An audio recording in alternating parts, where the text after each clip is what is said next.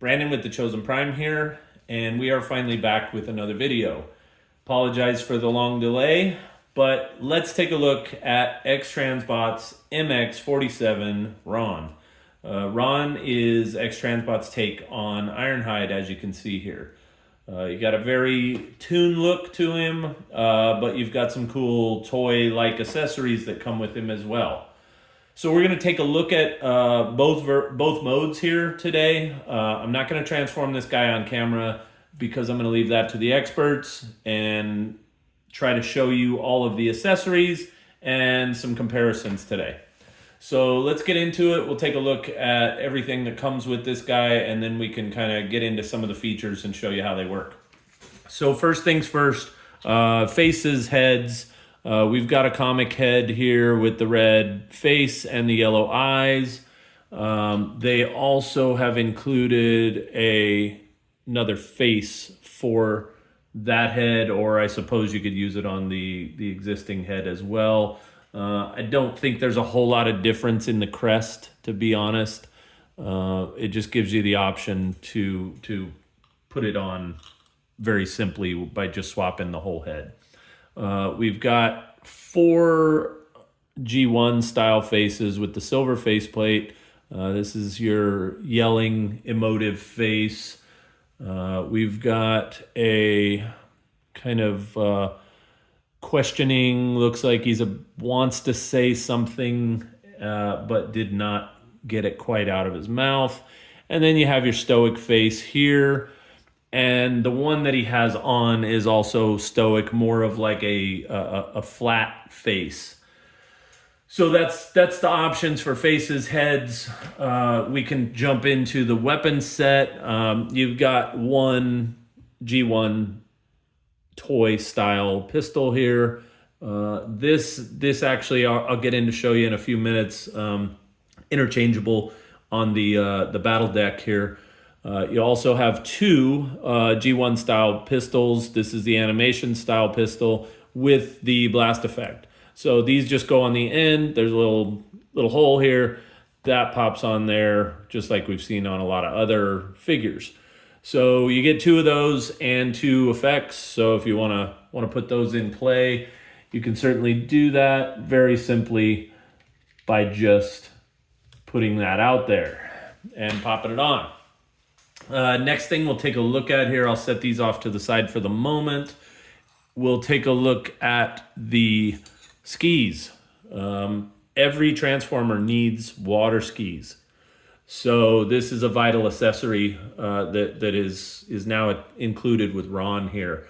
There's a peg on the bottom of the foot here, right here, that they just pop into, and then you are ready to hit the lake with Ron.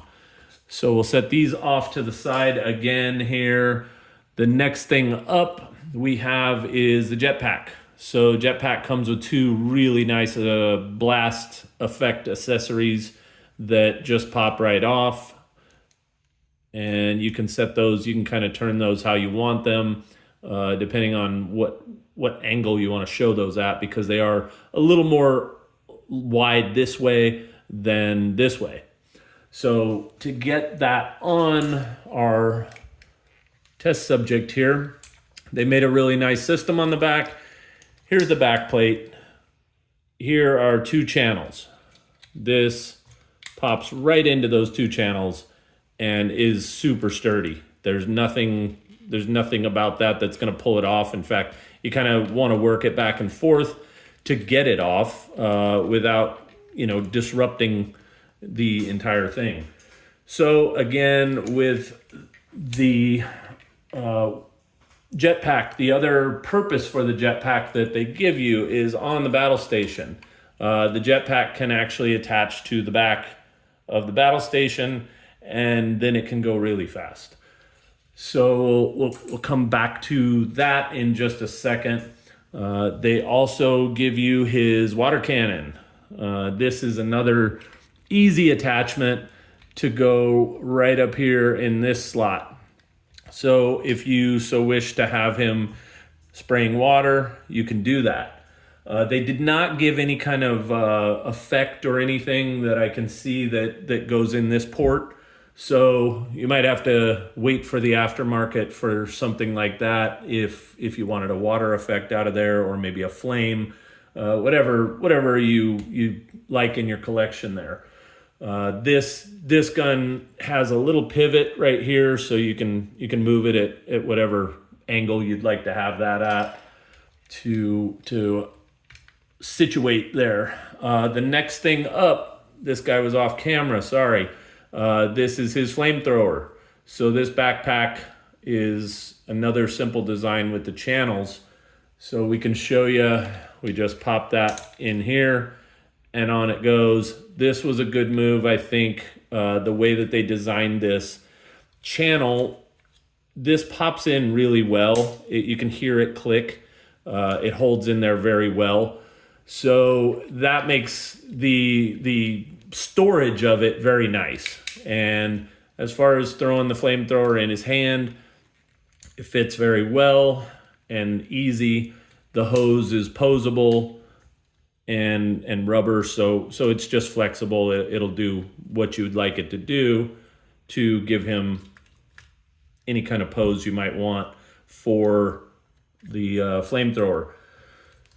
So we'll take that accessory off. Now this does only go in one hand. It's only fixed for this side, so you couldn't flip the pack over and have it useful on the other side, even if you wanted to.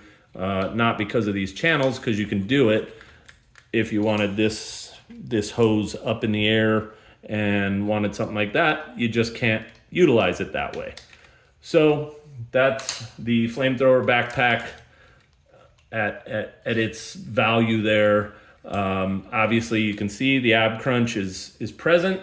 There is a tab that locks the abs back in to place, so you do not have this thing flopping around. And he's actually quite stable. Overall, the hands, again, you got a pointer finger here that is independent of the other three fingers, a thumb that moves in several directions here. It's double jointed, and then it also pivots up and down like this. So good organic looking hands too, which is something that I think everybody's going to now. And I'm really happy for. I was never a huge fan of the box fingers that all of the robots tended to carry. So I think that's a nice touch that X-Transbots and some of the other companies are utilizing. They're also giving in a wrist movement, so you have full control over the wrist and how that works.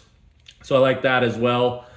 To take a look at a couple of these other accessories here, I probably won't put these on, but just so you can take a look at them, you've got a set of fingers and hands here that have this blast effect on them. So you can kind of look at that in every direction here and see they got a nice aesthetic to them. The blast effects are nice. And if you just want the straight hand, you just pull that right off of there. Both of them can do the same thing.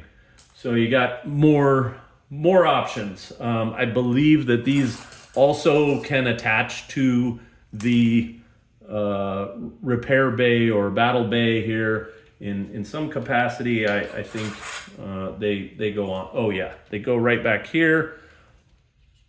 Sorry, they go back here as another jet force with the hand. So you get extra firepower out the back if you so choose to do that. Again, all this stuff just slides right out. This accessory actually goes on his hand as like a metal detector device, but I think it works cool as a satellite dish also. So I had it attached to the battle station. I thought that was, I don't know if it was intentional or not to be that way, but it works. To the battle station itself, you have several different ports here where just everything can plug into. So you can pick and choose how you want that to look, or you can just simply put it in a drawer. All of this is, again, very customizable. The drill weapon can go into his hand as well. If you want to do it that way, you can have your drill for Ironhide instead of on the battle station.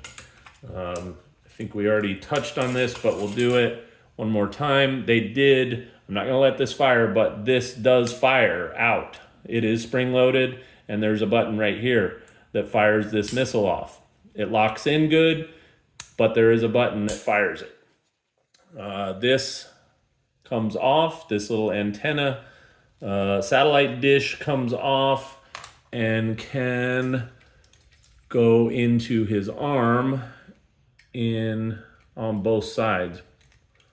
Pardon the fumbling, but it does go in here, I promise. There we go. So you can give him some satellite abilities there if you want to give that type of look to things. Next thing up we can do, if we look at this also can go on the back. Now it uses the other channels that are closer to the bottom, and in order to give him a flying stance there, you could do that and have him supporting this harpoon-like spear off the back while he's flying around, if you want to get that type of look going on. Posability wise, good range of motion for him. The knees, I think this is a nice little bit here to hide any of the joints. You don't see some weird exposed joint. This looks pretty organic and probably true to what you would think it would look like. Hip skirts just flip out. Again, nice and smooth look all the way through. We could take a look all the way around on this guy and kind of see that he is very clean all the way around. They did a good job of collapsing pretty much everything in. He does have this butterfly joint on his shoulder. If you wanted some sort of really extreme pose where you needed the arm out here, you do have the ability to do that. So we'll take a look here. I think at this point we can take a look at Ron.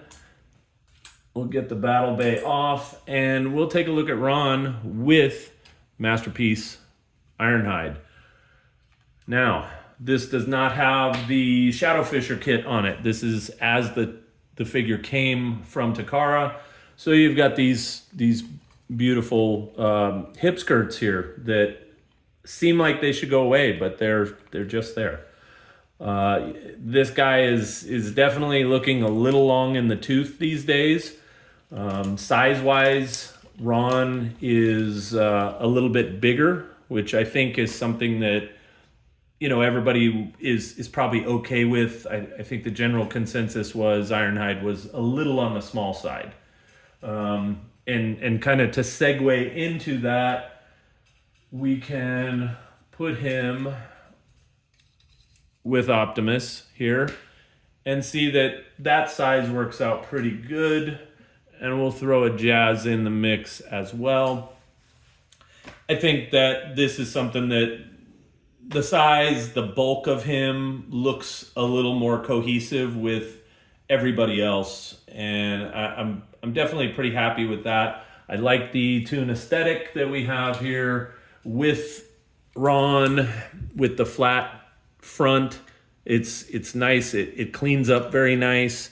Everything is tucked in and has a place. So I'm very happy with the robot mode here, and we'll come back here in just a second with some vehicle comparisons.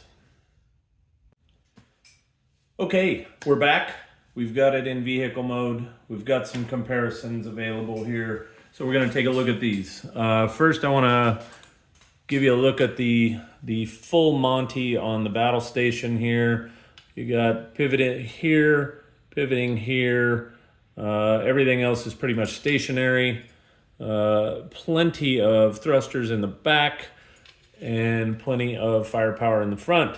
So as far as battle stations go, this guy is complete. The only movement that there is on this thing is this right here. It just goes like that or like that. Everything else is stationary, does not move. All right, let's take a look at our alt modes. So you can see we have our Takara version and we have our X-Transbots. And both of them have very different aesthetics. Takara was still going for the realistic looking vehicles at this point. So it doesn't have any of the fake windows. They kind of went with the clear.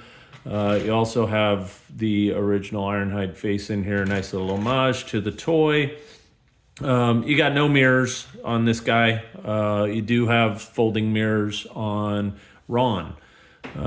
You also have rubber tires on Ron. He rolls very freely without any issues.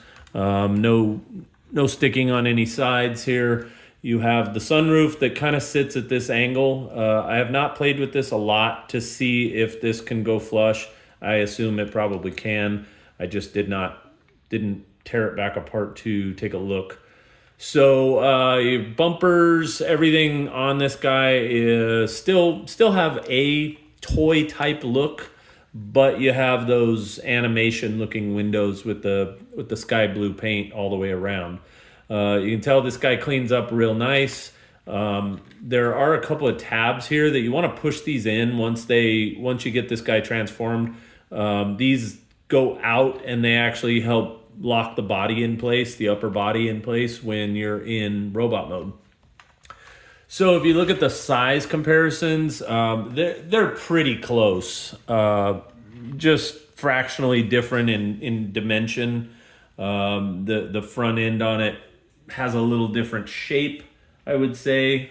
Takara's being a little more rounded and more vehicular because it has this line here where there would be, like a piece of trim or something, where the X-Transbots version does not have that. It's kind of just sloped off and angled. Again, you got the sunroof, you have the fake panel here, you have the panel that kind of sits at an angle on the Transbots version. If you look at the two sides, again, they're pretty much hand in hand as far as dimensionally. You can really tell from that they're very close. So then it's back to aesthetic, which one you like best. I think for me, I think I prefer the Takara one in this mode only. As a whole, the Ron is definitely a better looking figure. There are some aspects of the Takara one that I don't like as well. This roof is one of those parts. This slopes off nice and smooth, and this is a little rigid and kind of has some angles to it that I'm not too fond of. Other than that, I think they're pretty close. So we'll call that one pretty close to a wash here. And I want to just give you a quick comparison with another Takara vehicle, just to give you an idea of what they look like together. I think size-wise, the Hilux with the Cherry minivan, I think they're probably pretty close to accurate here. Takara got it right, and X-Transbots just kind of took their take on it and made it dimensionally about the same. So I think that's all we got for today. You guys can pre-order this guy, Ron. We should have it in a few weeks. Just wanted to give you a look. We will have the Ratchet version sooner than Ron. X-Transbots was just nice enough to send us a copy of Ron to check it out before we got our copies of Ratchet or Ironhide. So if you guys pre-order that from the Chosen Prime, we would appreciate it. Again, we should have them in a few weeks. And we appreciate you guys coming back to the channel after a very long break. Everybody, take it easy. Thank you.